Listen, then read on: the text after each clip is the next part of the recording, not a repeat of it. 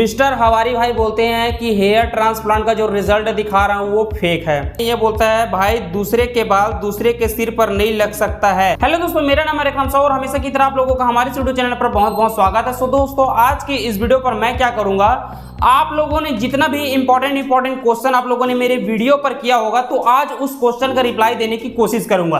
तो चलिए दोस्तों, वीडियो शुरू करते हैं। उससे पहले हमारे चैनल में आप लोग नए हो तो चैनल को सब्सक्राइब करके बेल आइकन कॉल पर प्रेस कर लेना, जिससे आप लोगों को हमेशा हेयर ट्रांसप्लांट से रिलेटेड नॉलेजेबल वीडियो मिलता रहे। तो चलिए दोस्तों, वीडियो शुरू करते हैं। सबसे पहला क्वेश्चन करते हैं गाइस। अबार माता प्रिंसेस सोनी भाई ये बोलते हैं, भाई ट्रांसप्लांट होने के बाद भी हेयर फॉल होता है या नहीं। देखो दोस्तों, सीधी सी बात है, इसका सीधा एक ही फंडा है, आप मेंटेनेंस करके रखोगे अपने हेयर को तो वो बाल कभी नहीं झड़ेगा। आप लोगों ने मेंटेनेंस, एक बात आपको बता दूं, आप लोगों का हेयर लॉस तो नहीं हुआ होगा। जब बचपन में आपका बाल था तो आपको पहले बाल तो तुरंत ही नहीं झड़ गया होगा, वो बाल पहले था, लेकिन आपने उस बाल को मेंटेनेंस करने की थोड़ा सा भी कोशिश नहीं किया दोस्तों। इस वजह से जो आपका ओरिजिनल बाल था ना वो झड़ा था। तो इतना मानकर चलो दोस्तों, आपको पीछे से एरिया से निकाल रहा है बाल को और सामने की तरफ लगा रहा है, मतलब एक जगह से दूसरे जगह सिर्फ ट्रांसफर कर रहा है, तो वो भी बाल झड़ेगा अगर मेंटेनेंस नहीं करोगे तो। इसलिए मैं बोल रहा हूँ दोस्तों, क्या करना, अपने जो भी खान पान है उसमें ध्यान देना। अगर खान पान में ध्यान नहीं दे सकते दोस्तों, मल्टीविटामिन वगैरह का कैप्सूल वगैरह आता है ना, उसको ले सकते हो। उसको लाइफ टाइम भी लोगे तो उसका कोई साइड इफेक्ट देखने को नहीं मिलता। यदि आप लोग खान पान में ध्यान दे सकते हो तो अच्छा खाना पीना में ध्यान दो, या तो फिर अगर खान पान में आपका ध्यान नहीं दे सकते तो 8 रुपये एक दिन का पड़ता है लमसम, तो मानकर चलो अपना वही मेडिसिन मानकर चलो, वो मल्टीविटामिन वगैरह खाता है तो मेडिसिन नहीं बोल सकते उसको, लेकिन जो हम लोगों को फल फ्रूट वगैरह में जो मिलता है वो सब चीज़ आपको एक कैप्सूल के रूप में मिल जाता है। तो सिर्फ उसको लेते रहो, उससे आपका बाल का मेंटेनेंस होता रहेगा। और ये अपना हेयर जो भी केयर करने के लिए अगर और भी कुछ प्रॉब्लम आ रहा है, जैसे कि बाल वगैरह झड़ रहा है, तो डॉक्टर से कंसल्ट करो। डॉक्टर आपको बता देगा ये प्रॉब्लम आपके ब्लड में ये सब चीज़ देखने को कमी मिल रहा है, तो आप ये सब चीज़ खाओ, ऐसे करके वो बता देगा। अगर मेडिसिन नहीं लेना चाहते तो सीधी सी बात है भाई, आप मेंटेनेंस करोगे तो आपका बाल नहीं झड़ेगा। अगर मेंटेनेंस नहीं करोगे तो वो बाल भी आपका हेयर ट्रांसप्लांट कराने के बाद भी नहीं बचेगा। इतना बात याद रखना। रिज्जू बाबू भाई कमेंट करते हैं, ये बोलते हैं, भाई पीआरपी और मेडिसिन लेना जरूरी है क्या। जरूरी है क्या मतलब बोल रहा है लाइफ टाइम लेना जरूरी है क्या बोल रहा है। तो भाई एक बात आपको बता दूं, हाँ 100% लाइफ टाइम लेना जरूरी है। अब ये लाइफ टाइम लेना कैसे जरूरी है, एक चीज आपको यहाँ पर क्लियर कर दूं, वरना बोलोगे भाई आपने तो वीडियो में बोला था कि 1 साल तक मेडिसिन लेना है। अब समझो, जो मल्टीविटामिन वगैरह का जो कैप्सूल आता है ना दोस्तों, उसको मेडिसिन हम लोग नहीं दे सकते उसका नाम, क्योंकि कारण ये है जो हम लोग जो अपना भोजन में लेते हैं, जैसे कि ले लो पालक ले लो, मुनगा ले लो, मूंगफली ले लो, अखरोट ले लो, क्या कहते हैं यार उसको, बादाम ले लो, ये सब चीज़ हम लोग को खाने के लिए बोलते हैं। पता नहीं उसमें क्या क्या रहता है, किसी में आयरन है तो किसी में कैल्शियम है तो किसी में क्या है तो किसी में क्या है, समझ रहे हो ना। तो सब चीज आपको तो एक साथ लोगे तो आपका खर्चा बढ़ जाएगा। एक ही दिन का बता रहा हूँ, 1500 से ऊपर भी चला जाएगा अगर मेंटेनेंस करोगे खाने पीने में, तब की बात बता रहे हो। अगर वही दोस्तों आप क्या करोगे, मल्टीविटामिन वगैरह का कैप्सूल ले लोगे ना, तो आपका 6 से 7 रुपये पर डे पड़ेगा, और जो चीज उसमें आपको मिलता है खान पान में वो आपको एक कैप्सूल में ही मिल जाता है देखने को। इसलिए बोलता हूं दोस्तों कि आपका बालों के लिए मेंटेनेंस करना बहुत ही ज़्यादा जरूरी है। यदि आप अपने बालों का मेंटेनेंस नहीं करोगे तो जैसे आपका बाल बचपन वाला बाल जैसे झड़ा बिना मेंटेनेंस के कारण, वैसे ही आपका हेयर ट्रांसप्लांट कराने के बाद भी वो बाल झड़ जाएगा, वहां पर नहीं बचने वाला। इसलिए दोस्तों आप लोग ना इस चीज को अपने कान में बैठा लो कि भाई आपको जब भी हेयर ट्रांसप्लांट करा रहे हो तो उसको मेंटेनेंस करना आपको कंपलसरी रहेगा। अगर मेंटेनेंस नहीं करोगे तो फिर आप जानो और कब काम जाने, कहोगे भाई कि अब मेरा बाल लाइफ टाइम रहेगा, ऐसे कहोगे तो वो बाल भी आपका लाइफ टाइम नहीं रहने वाला। जैसे आपने अभी हेयर ट्रांसप्लांट करा लिया, फिलहाल बता रहा हूँ, अब उसको भैया 1 साल तक बिल्कुल मेंटेनेंस करके रखो, जैसे डॉक्टर बोल रहे हो वैसे कर रहे हो। अब 1 साल बाद बाई चांस आपने सभी चीज को बंद कर दिया, ना मिनॉक्सिडिल लगा रहे हो, ना तेल लगा रहे हो, ना वो मेडिसिन जो चलता है ना मल्टीविटामिन वगैरह का वो ले रहे हो, बाई चांस चलो मल्टीविटामिन वगैरह का कैप्सूल भी नहीं ले रहे हो, अगर खान पान आपका वहां पर अगर तगड़ा रह गया दोस्तों, तो मैं बता रहा हूँ आपको मेडिसिन का कोई जरूरत नहीं है। अगर खान पान में अगर आपने वो ध्यान दे दिया तो फिर वो क्या कहते हैं कैप्सूल का कोई जरूरत ही नहीं है यार। लेकिन मैं एक बात बता दूं दोस्तों, मैं अपना एक्सपीरियंस की बात बोला जाए तो मैं बोलूँ तो मैं खान पान में मैं ध्यान नहीं दे रहा हूँ, मैं सिर्फ दे रहा हूँ तो मल्टीविटामिन वगैरह का कैप्सूल आता है यार, 5 रुपये 6 रुपये पड़ता है एक दिन का, सिर्फ उसको ले लो और खा लो, खत्म बात। क्योंकि भाई देखो, चिकन भी लेना जरूरी है, अंडा भी लेना जरूरी है, पनीर भी खाना जरूरी है, क्या मुनगा भी, पालक भी, मूंगफली भी। अब आपको मैं लिस्ट बनाऊंगा ना दोस्तों, 50-60 ठो लिस्ट बन जाएगा। अब इतना सारा खर्चा करोगे तो एक दिन में आपका चला जाएगा, मैं ज़्यादा नहीं बोलूँगा, 500-600 तो ऐसे ही खत्म हो जाएगा एक ही दिन में। तो फिर आप लोगों ने खान पान में मेंटेनेंस कर लिया। आप ही लोग बताओ, वो 5 रुपए वाला मल्टीविटामिन का कैप्सूल ठीक है या फिर अपना जो डाइट में ले रहे हो वो ठीक है? आप बता दो, यही बस बात आप लोगों का क्लियर हो जाएगा। वरना आप लोगों के दिमाग में हमेशा चलता रहता है भाई लाइफ टाइम लेना पड़ेगा, लाइफ टाइम खाना पड़ेगा, वो हो जाएगा, साइड इफेक्ट देखने को मिल जाएगा। भाई एक बात आपको बता दूं, अपना खान पान में ध्यान दोगे तो मल्टीविटामिन वगैरह का कैप्सूल भी लेने की जरूरत नहीं है। अगर खान पान में अगर ध्यान नहीं दोगे तो मल्टीविटामिन वगैरह का कैप्सूल आपको लेना ही पड़ेगा। हालांकि अभी बाई चांस आपने लेना स्टार्ट किया, अभी खाना स्टार्ट किया और बीच में गैप कर दिया, और बीच में गैप करने के बाद आपका बाल अगर बाई चांस नहीं झड़ रहा है तब तो आपको लेने की जरूरत नहीं है। अगर बाई चांस फिर से झड़ना स्टार्ट हो रहा है दोस्तों तो आपको डॉक्टर के पास जाना है, PRP वगैरह लेना है। बाई चांस अगर झड़ रहा है तब की बात बता रहा हूँ, क्योंकि जो रूट रहता है ना वो डेड होने के कगार पर रहता है, इस वजह से बाल झड़ता है। तो वहां पास उसको तरोताजा करने के लिए PRP लेना है, उसके बाद मल्टीविटामिन वगैरह का कैप्सूल फिर से खाना स्टार्ट कर देना। ज्यादा नहीं, 1 मंथ ऐसे कुछ 15 दिन 1 मंथ ऐसे बीच बीच में खाते रहना, ताकि छोड़ना नहीं है, ताकि जो शरीर में आपका जो बालों के लिए मेन चीज है वो आपको मिलता रहे और आपका बाल कभी भी डेड ना हो। यहाँ पर दोस्तों RB ऑफिशियल शॉर्ट चैनल वाले कमेंट करते हैं और पूछते हैं मिनॉक्सिडिल क्या काम करता है क्या भाई, बताइए भाई एक बार प्लीज। देखो दोस्तों, अपने मैं सरल लैंग्वेज में आप लोगों को मैं बताने की कोशिश करता हूँ। ये एक इंग्लिश समझना, बात को ध्यान से समझना दोस्तों। और हमारा ब्लड है यहाँ पास, ये नीचे वाला जो दिख रहा है, अब हमारा ब्लड यहाँ तक सिर्फ सर्कुलेशन चल रहा है, इसका ऊपर जा रहा है, आ रहा है, जा रहा है, आ रहा है, समझ रहे हो। और उसके बाद दोस्तों यहाँ पर अपना ब्लड यहाँ तक आ रहा है, धीरे धीरे बता रहा हूँ सर्कुलेशन, उसके बाद इधर आने का कम हो गया मान के चलो। और आपका रूट है यहाँ पास, जो बालों का रूट है यहाँ पर, और ब्लड का सर्कुलेशन फिलहाल मान के चलो बाई चांस यहाँ तक आना जाना हो रहा है और यहाँ तक नहीं आ पा रहा है, रूट के पास नहीं आ पा रहा है, समझ रहे हो बात को। तो हम लोग मिनॉक्सिडिल लगाते हैं कहाँ, यहाँ पर स्कल्प में, मतलब ये ऊपर में। अब उसके नीचे है दोस्तों बाल का रूट, छोटा सा समझ रहे हो रूट है। अब यहाँ पर ब्लड का सर्कुलेशन यहाँ तक का है और ये ऊपर की तरफ नहीं आ रहा है, इस वजह से दोस्तों वो बाल जो रहता है वो क्या होता है, डेड हो जाता है। अब डेड होने के बाद क्या होता है दोस्तों, वो बाल पूरी तरह से झड़ जाता है। अब झड़ने के बाद वो बाल ग्रोथ नहीं करता। आप लोगों ने देखा होगा बाल मोटा रहता है, मोटा के बाद पतला होता है, पतला होने के बाद दोस्तों वो बाल पूरी तरह से डेड हो जाता है, उसके बाद वो बाल नहीं निकलता है। कारण यही है। अब मिनॉक्सिडिल क्या काम करता है बताता हूँ। यहाँ तक आपका ब्लड का सर्कुलेशन आ रहा था दोस्तों और आपका जड़ यहाँ तक था। अब यहाँ पर हमने मिनॉक्सिडिल लगा दिया। अब मिनॉक्सिडिल लगाने के बाद दोस्तों वो क्या करता है, ऐसे सक करता है, मतलब खींचता है अपनी तरफ। जो ब्लड रहता है ना दोस्तों उसको ऊपर की तरफ खींचता है, उसी को बोलते हैं ब्लड सर्कुलेशन बढ़ाना। तो ब्लड सर्कुलेशन करता है दोस्तों, वो ब्लड को खींचता है। अब यहाँ पर था जो ब्लड मान के चलो, और यहाँ पर रूट है। अब ये ब्लड को यहाँ पर मैंने लगा दिया मिनॉक्सिडिल को। मिनॉक्सिडिल को लगाने के बाद ये क्या करेगा, मिनॉक्सिडिल उस ब्लड को खींचने की कोशिश करेगा। अब खींचने की कोशिश करेगा दोस्तों तो वो ब्लड क्या करेगा कि किसी भी तरह से रूट तक पहुंच जाता है ब्लड। अब ब्लड रूट तक पहुंच जाता है तो फिर वो रूट क्या करता है, उसको खाना पानी तो मिल गया अपना ब्लड से, अब वो बाल बूस्ट करना स्टार्ट कर देता है। और यहीं पर क्या होता है दोस्तों, मिनॉक्सिडिल के कारण एक फायदा हो गया। अब यहाँ पर एक PRP लेते हैं हम लोग। PRP में क्या होता है दोस्तों, उसी चीज को तरोताजा करने के लिए दोस्तों हम लोग PRP लेते हैं, ताकि वो जो जड़ है दोस्तों वो डेड ना हो। अब एक फॉर एग्जांपल बताता हूँ PRP हम लोगों को क्यों लेना पड़ता है। एक हम लोगों ने पेड़ ले लिया, समझ रहे हो, एक जमीन में लगा दिया। अब जमीन में लगाने के बाद दोस्तों वो जो पेड़ है वहां पर आपको पानी नहीं मिल रहा है, फॉर एग्जांपल समझना, पानी नहीं मिल रहा है। अब पानी नहीं मिलेगा तो पेड़ तो ऑलरेडी सूखेगा ही नहीं, 100% सूखेगा वहां पर वो बाल सॉरी। तो वो जो पेड़ रहेगा ना दोस्तों 100% अगर पानी ना मिले ना तो वो सूख जाएगा, चाहे उसको कितना भी खाद डाल लो, कितना भी कुछ भी डाल लो, वो पेड़ 100% सूखेगा अगर उसको पानी नहीं मिला तो। अब इस पानी को आप लोग ये समझ लेते हैं PRP। अब PRP डालता है तो दोस्तों उसको वहां पर जो है ना पानी मिल गया, और खाद पानी जो सर्कुलेशन जो बोल रहे हैं ना हम लोग मिनॉक्सिडिल लगाते हैं तो उससे सर्कुलेशन मिल गया, मतलब खाद पानी मिल गया, खाद मिल गया, वो मिनॉक्सिडिल लगा रहे हैं मतलब खाद मिल गया। अब हम लोग वो जो PRP ले रहे हैं मतलब दोस्तों पानी मिल गया। अब खाद और पानी के दोनों का मिश्रण जब होता है ना दोस्तों तो वो क्या होता है कि वो रूट जो रहता है वो ग्रोथ करना स्टार्ट कर देता है और बाल निकलना स्टार्ट हो जाता है। अब आप लोगों को बात क्लियर हो गया होगा दोस्तों। आप लोगों को कोई भी डाउट रहता है यार मेरे से एक बार ना पूछ ले करो, मैं अपने सरल लैंग्वेज में आप लोगों को जितना भी हो सके बताने की कोशिश करता हूं।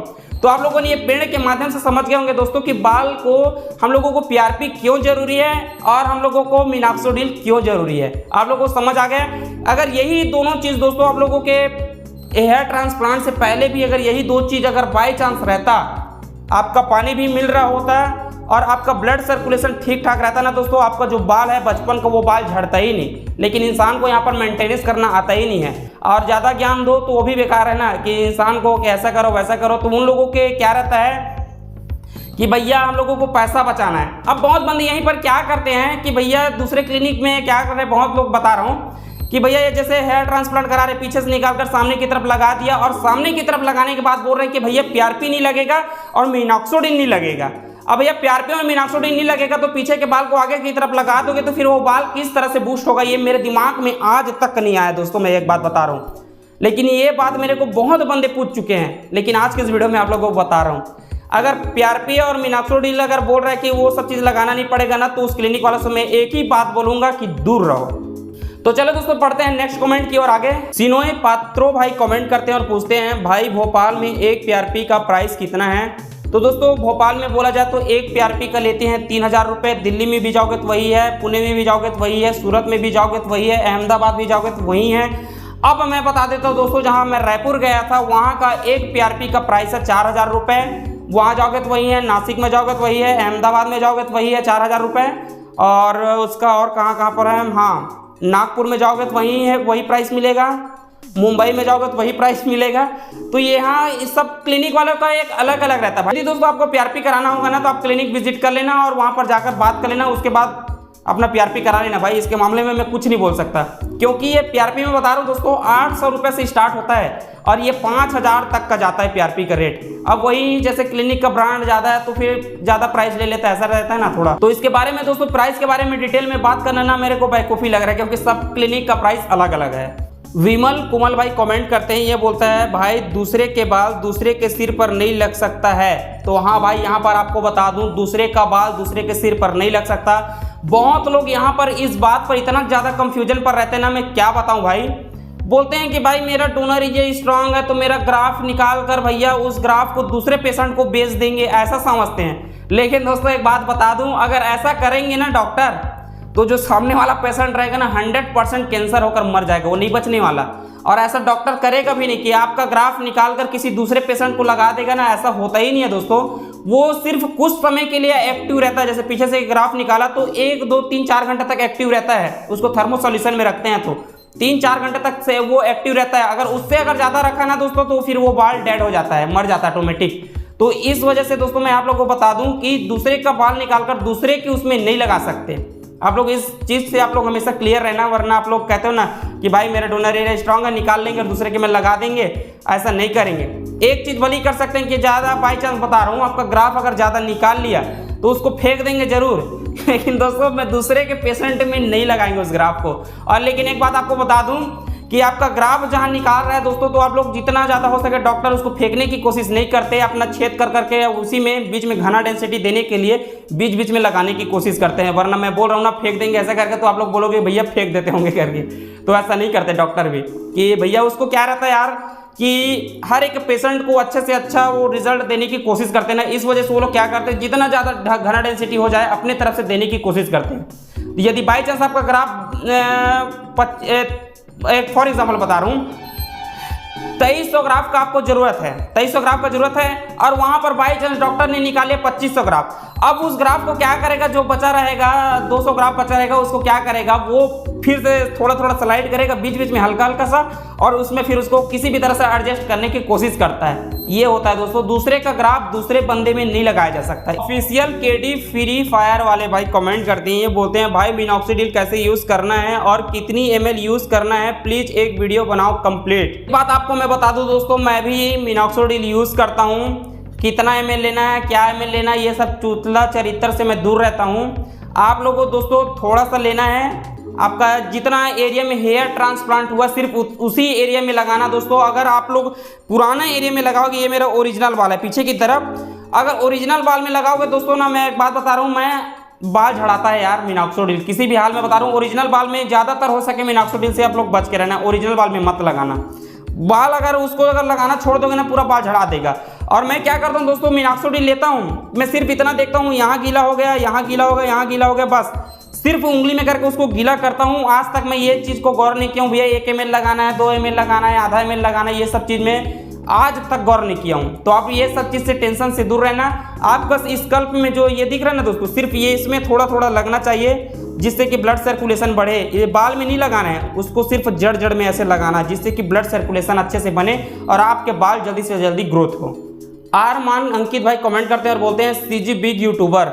तो दोस्तों मैं एक बात बता दूं, हेयर ट्रांसप्लांट के मामले में मेरा चैनल छत्तीसगढ़ में बड़ा हो सकता है, बट मैं अपने अंदर से बोलूँ ना तो मेरा चैनल मेरे को बड़ा लगता नहीं है, क्योंकि यार इतना ज़्यादा सब्सक्राइबर है और सब्सक्राइबर के हिसाब से अगर व्यूज़ आता है तो अच्छा लगता है यार।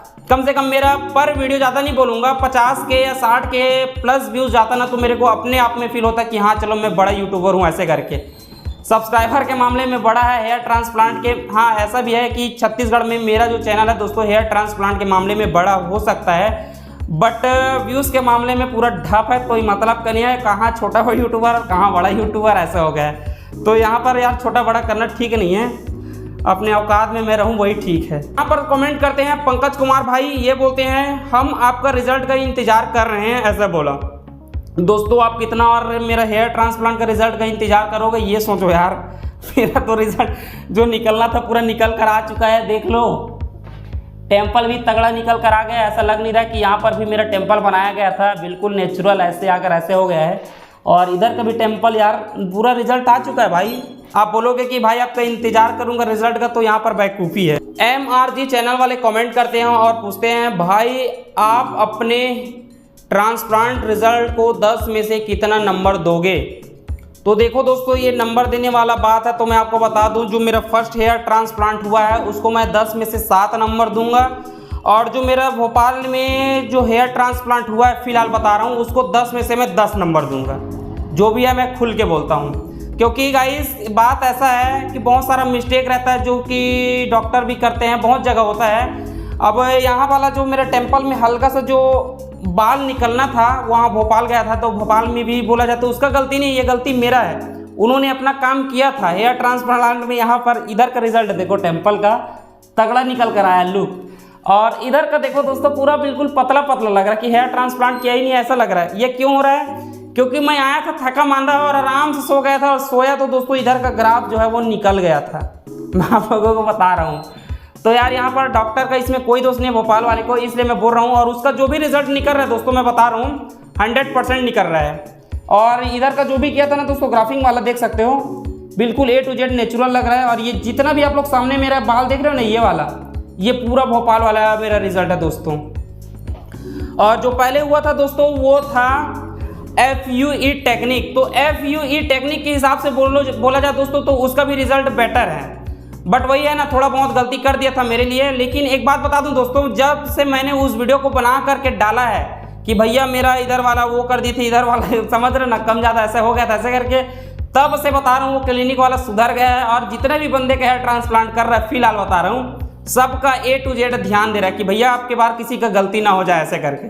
तो यहाँ पर इस मामले में बोला जाए ना दोस्तों आप लोग घबराना बिल्कुल मत, अब पूरा A to Z बोला जाए तो डॉक्टर सुधर गया है। यार भाई मैं एक ऐसा इंसान हूँ, अगर सीधी बात से कोई ना समझे ना तो फिर वीडियो के माध्यम से समझा देता हूँ कि भैया सुधर जाओ, नहीं सुधरोगे तो फिर वीडियो आपको सुधार देगा करके। क्योंकि बात ऐसा रहता है कि अगर मैं एक वीडियो बनाकर डाल रहा हूँ ना दोस्तों तो वो सोचेगा कि भैया मेरा क्या कर लेगा ऐसा सोचेगा, बट सोशल मीडिया ऐसा चीज़ है ना कि उसका सब चीज़ कर लेगा, याद रखना बात को।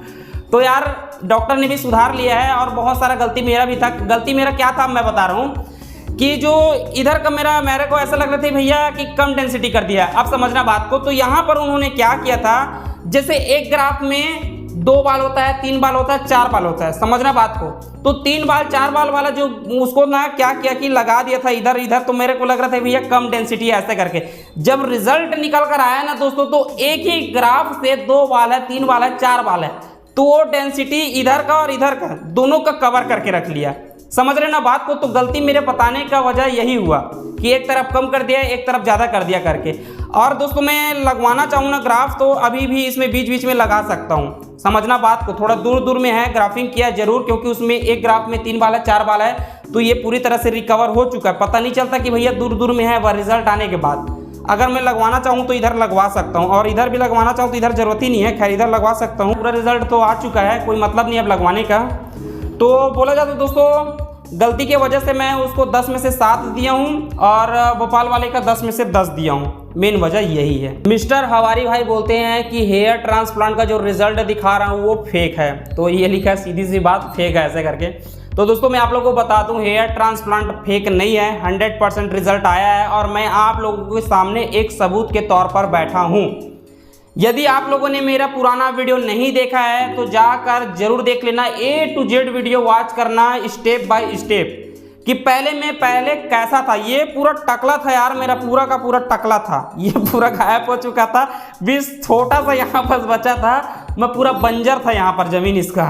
तो भाई आप बोल रहे हो कि हेयर ट्रांसप्लांट फेक है ऐसे करके, तो भाई आप मेरे से अगर मिलना चाहो तो सामने सामना भी आकर मिल सकते हो, इतना आपको मैं बोल सकता हूँ भाई। लेकिन हेयर ट्रांसप्लांट फेक नहीं है, रिजल्ट आता है और बाल भी आता है अगर अच्छे क्लिनिक से करा रहे हो तो। अगर थर्ड पार्टी किसी क्लिनिक से करा रहे हो भैया, तो वहाँ का कोई ठेका वगैरह कोई ले नहीं सकता, क्योंकि पता है कि थर्ड पार्टी में थर्ड पार्टी जैसा ही काम होता है। बुल एंड बेयर वाले भाई कमेंट करते ये बोलता है पैसा फालतू में बर्बाद कर रहे हो। मैं एक बात बता दूं दोस्तों, ये पैसा फालतू में बर्बाद कर रहे हो कहता है ना, तो मेरे को बता रहा हूँ दिल से बुरा लगता है भैया। मेरे एक बात बता रहा हूँ यार, जिस कंडीशन से जितने भी ब्लेंडर वाले इंसान गुजर रहे हैं उन लोगों को पता है भाई अंदर में क्या बीतता है। मेरे भी अंदर एक चीज़ था पहले, बोला जाए तो यार एक कॉन्फिडेंस इतना ज़्यादा लो यानी गिर जाता है ना भाई, अपने आप में गिल्टी फील होता है। सामने वाला आपको कुछ बोले ना बोले बट अपने आप में ही गंदा लगता है। और यहाँ तक दोस्तों मैं बता रहा हूँ मैं मर जाऊँगा करके सोचा था, लेकिन कैसे तैसे करके 45-46 हज़ार हो गए तो फर्स्ट हेयर ट्रांसप्लांट करा लिया था। उसके बाद फिर अपना यूट्यूब चैनल पर स्पॉन्सर अच्छा खासा मिल गया, तो पैसा इकट्ठा करने के बाद फिर मैं भोपाल चला गया था। भगवान जब साथ देता तो दोस्तों एक ही साथ देता है, ऐसा रहता है। तो वहाँ पर हेयर ट्रांसप्लांट कराया और वहाँ पर भी हेयर ट्रांसप्लांट करा लिया, ऐसा तैसा मेरा 2 हेयर ट्रांसप्लांट हो गया था। और भाई ये पैसा फालतू में बर्बाद कर रहा है, बोलता है ना फालतू में बर्बाद नहीं कर रहा भाई, अपने आप को देखना पड़ता है। यदि आप ब्लेंडर होगे तो आपको इसका कीमत पता चल जाएगा बालों का, अगर आप ब्लेंडर नहीं होगे तो इसका कीमत आपको पता नहीं चलेगा कि पैसा क्या होता है। अब मेरे को बोला जाए दोस्तों अंदर से एक्सपीरियंस के साथ बोलूँ ना, मेरे को तो अगर मंथली मेरे को अगर 4 से 5 हज़ार रुपये अगर बालों के प्रति खर्चा करना भी पड़े ना दोस्तों, मैं कर सकता हूँ। लेकिन एक बात बता दूं दोस्तों, ये 4-5 हज़ार बोलते हैं कि मंथली खर्चा करना पड़ जाएगा ऐसे करके, तो मैं अपने एक्सपीरियंस से बता रहा हूँ, लेकिन इतना खर्चा करना ही नहीं पड़ता यार। आप मल्टीविटामिन वगैरह का कैप्सूल ले रहे हो तो एक दिन का कैप्सूल आपका पड़ रहा है वही 5 रुपये 6 रुपये पड़ रहा है। अगर एक मंथ के लिए भी आप मल्टीविटामिन वगैरह का कैप्सूल खरीद रहे हो तो आपको कितना पड़ रहा है यार, 150-200 रुपये ऐसी कुछ पड़ेगा, बाई चांस बता रहा हूँ एक मंथ का। अब पता नहीं इतना पड़ेगा, उतना ही कुछ जाएगा ऐसे बता रहा हूँ मैं। तो आप लोग काउंट कर लेना 6 रुपये के हिसाब से, 5 रुपये के हिसाब से तो 150 होगा, और 6 रुपये के हिसाब से कितना होगा आप लोग काउंट करके देख लेना। तो यार मेरे हिसाब से भाई कोई ज़्यादा महंगा बुराई वाला काम नहीं है, क्योंकि दोस्तों आप लोग हेयर ट्रांसप्लांट अगर कराना भी नहीं चाहोगे, अगर पेच भी लगवाना चाहोगे ना, तो सर्विस चार्ज आपका एक मंथ का 500 रुपये लगता ही लगता है। उसको फिर से ऐसा करके सफाई करेगा अच्छा से तगड़ा, उसके बाद फिर चिपकाएगा, उसके बाद फिर निकालेगा, फिर चिपकाएगा। अगर बाइक आपने 90 की स्पीड में भगा दिया तो भी जो आपका पेच लगे वो उड़ जाएगा, ये सब प्रॉब्लम रहता है। और एक चीज़ और सबसे बड़ा मरने वाला बात रहता है, आपका जब पेच लगेगा ना इतना ज़्यादा खुजली होता है ना यार, जब पसीना निकलता है। अब तो गर्मी का दिन आ गया, अब पेच वाले को अब समझ में आता होगा, इतना ज़्यादा पसीना निकलता है, इतना ज़्यादा खुजली होता है, उसको बार बार वहाँ जाकर ना घिसवाना पड़ता है, और मतलब सफाई करवाना पड़ता है और 500 रुपये देना पड़ता है। तो आप ही बताओ दोस्तों, यहाँ पर पेच लगवाना सही है या फिर ओरिजिनल बाल लगवाना सही है? और बहुत लोगों को ये रहता है कि ओरिजिनल बाल लगवाओगे भाई तो कैंसर वगैरह हो जाएगा ऐसा करके। तो एक बात आप लोगों को क्लियर कर दूं दोस्तों, कैंसर वगैरह ऐसा कुछ होता ही नहीं है, क्योंकि आपका ब्लड रिपोर्ट जब चेक कराकर डॉक्टर भेजो बोलता है ना, तो उसमें देखता है कि भैया इससे इसको कुछ रिएक्शन ना हो, इसके बाद इससे कुछ रिएक्शन ना हो, इससे कुछ रिएक्शन ना हो। तो 8-10 प्रकार का आपका वहाँ पर टेस्ट किया जाता है। उसके बाद फिर उसके में अगर आपको कुछ रिएक्शन हो सकता है उस मतलब ब्लड रिपोर्ट के मुताबिक, तो वहाँ पर आपका मेथड को बदला जाता है कि भैया ये चीज़ से इसको कुछ प्रॉब्लम हो सकता है, तो इस चीज़ से इसका हेयर ट्रांसप्लांट नहीं करना है, दूसरे मेथड से करना है। तो वहाँ पर मेथड को चेंज कर दिया जाता है। और उसके बाद भी आपको उन लोगों डॉक्टर को समझ नहीं आता ना, तो सीधा डायरेक्ट पेशेंट को बोल देते हैं भैया आपका हेयर ट्रांसप्लांट के लायक नहीं है, प्लीज़ आप हेयर ट्रांसप्लांट मत कराओ, आपका जान जाने का जोखिम ऐसे करके बोल देते हैं। लेकिन यहीं पर थर्ड पार्टी वाला जो क्लिनिक रहेगा वो आपको बोलेगा, वो रिपोर्ट वगैरह तो सब चेक करा लेगा, आपके पास ले लेगा और क्या बोलेगा, सब चीज़ सही है बोलेगा। और सब चीज़ सही है बोलेगा, उसके बाद वो रख देगा और वहाँ पर फिर हेयर ट्रांसप्लांट कराने के लिए जाएगा, तो वहाँ पर उसको जान को खतरा रहता है, कुछ भी हो सकता है वहाँ पर। लेकिन यहाँ पर इंसान एक चीज़ देखता है, वो है पैसा की कमी। भैया मेरा जितना कम बजट में हो जाए हेयर ट्रांसप्लांट, यहाँ भी हो रहा है हेयर ट्रांसप्लांट और वहाँ भी हो रहा है हेयर ट्रांसप्लांट। समझना इस बात को, एक बंदा कर रहा है 20 रुपये पर ग्राफ में कर रहा है, वो भी।